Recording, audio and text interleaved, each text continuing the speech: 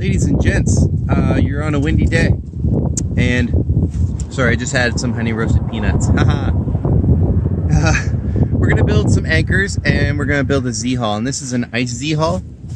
And the difference is, well, they're all Z shapes, but the ice Z-hull keeps going around and around and around a whole bunch of times. So the goal is to be able to make yourself stronger, and every time it loops around, you get a little bit stronger, so you can pull stuff off of things. Let's say it's a canoe off of rocks, or let's say it's your truck, or you want to put up a tarp, okay?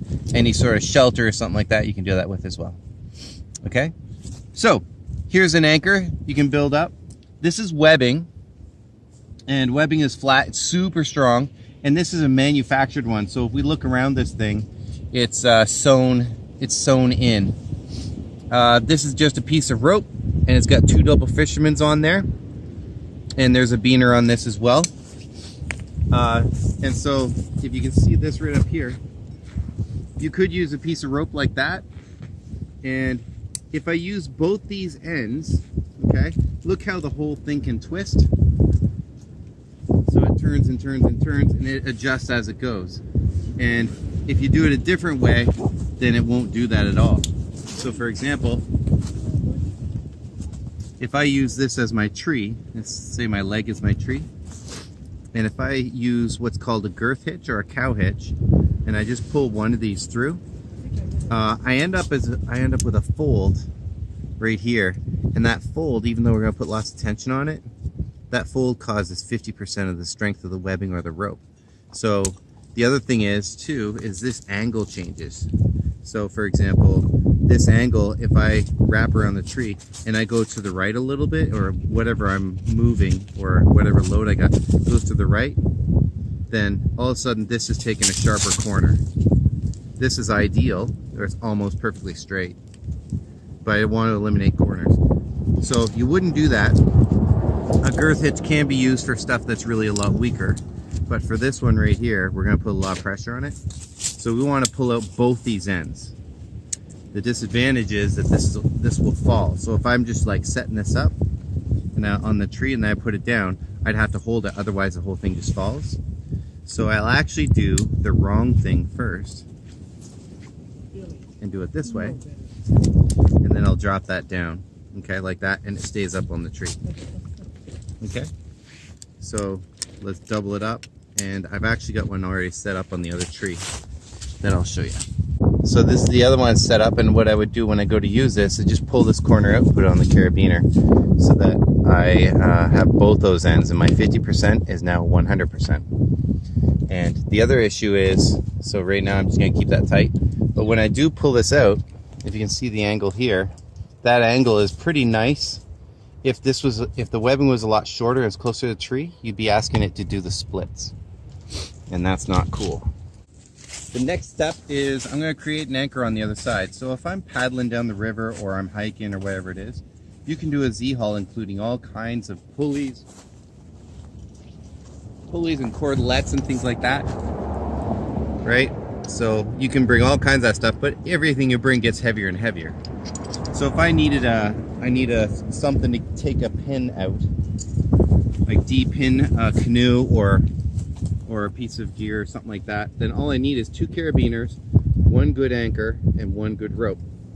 And this rope is a little bit thinner, it's 8 mil, so I wouldn't climb on it, but I would definitely, it's definitely really, really strong, hundreds of pounds, right?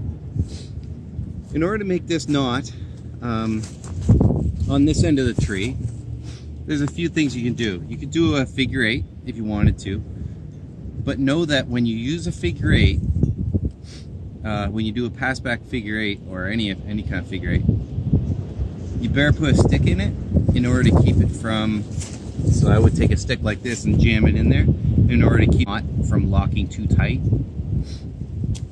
So what I'm going to do on this one is a little bit easier, you know. So I'm going to take my load line, so this line that runs out, wrap this around the tree,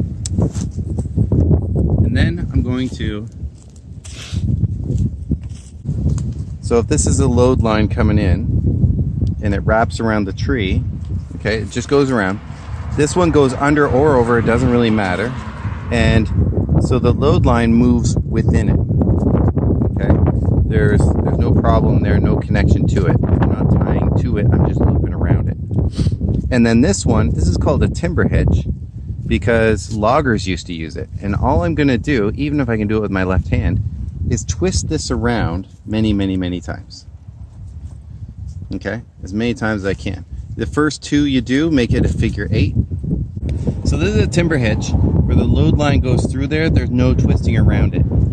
And this line just wraps around and keeps on twisting, keeps on twisting, keeps on twisting. Until it goes opposite the load. So I want this to wrap, I know I'm done when I've wrapped opposite this end. Okay, so on the other side of the tree, that this is wrapped around here, no problem. Okay, and then I'm gonna pull it tight, and that's gonna hold.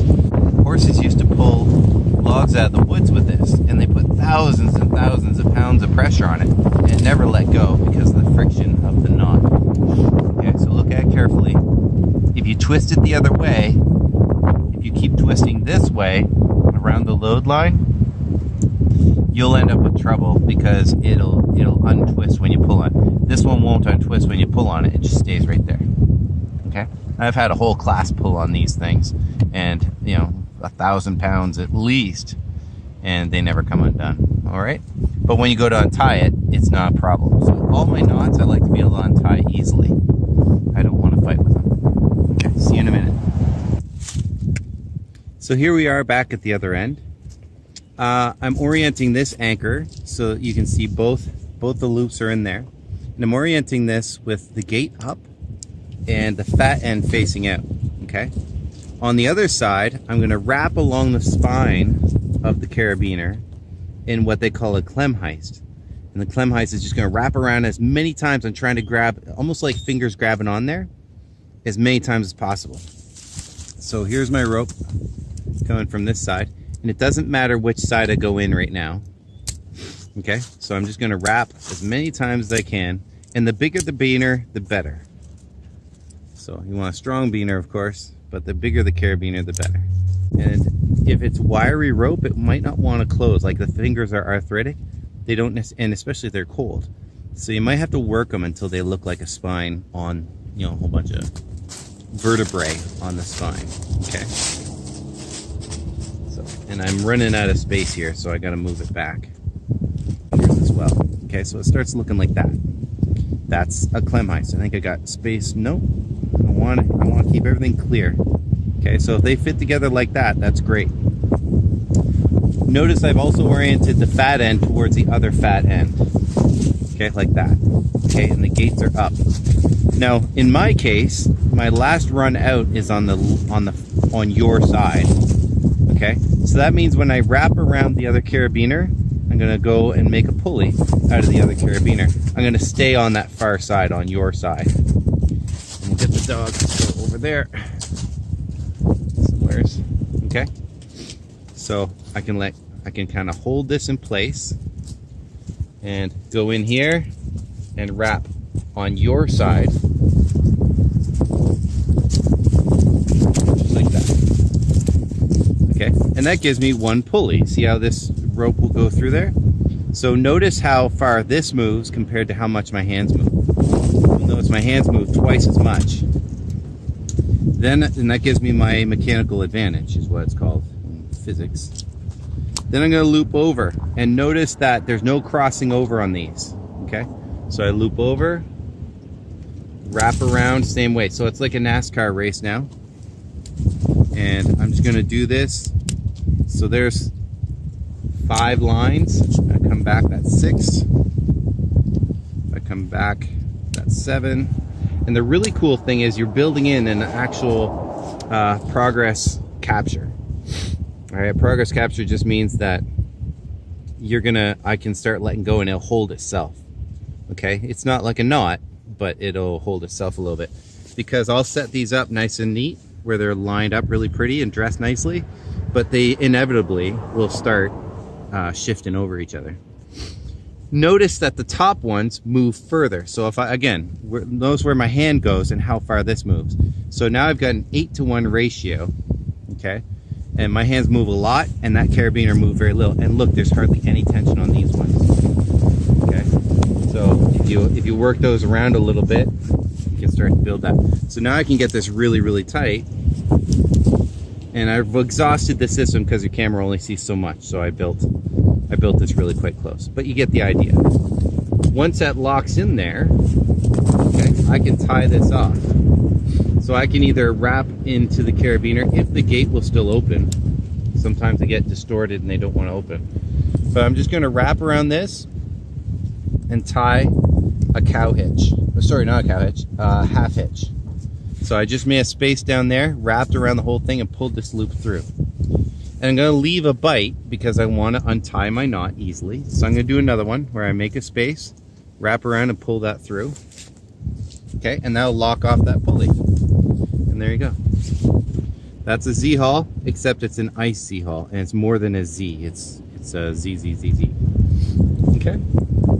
So remember, your anchors should be able to equalize. They should be able to move a little bit and not lose tension on one side or the other.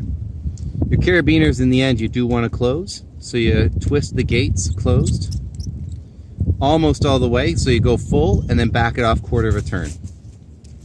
All the way, quarter of a turn. So you got anchor on this one, timber hitch on that side, clemhiest in the middle. Oh, the dog's trying to chew on it now. And then you zigzag, zigzag NASCAR race in the middle and tie it off with 2 half hitches or a mule hitch, but that's another day. Okay, take care.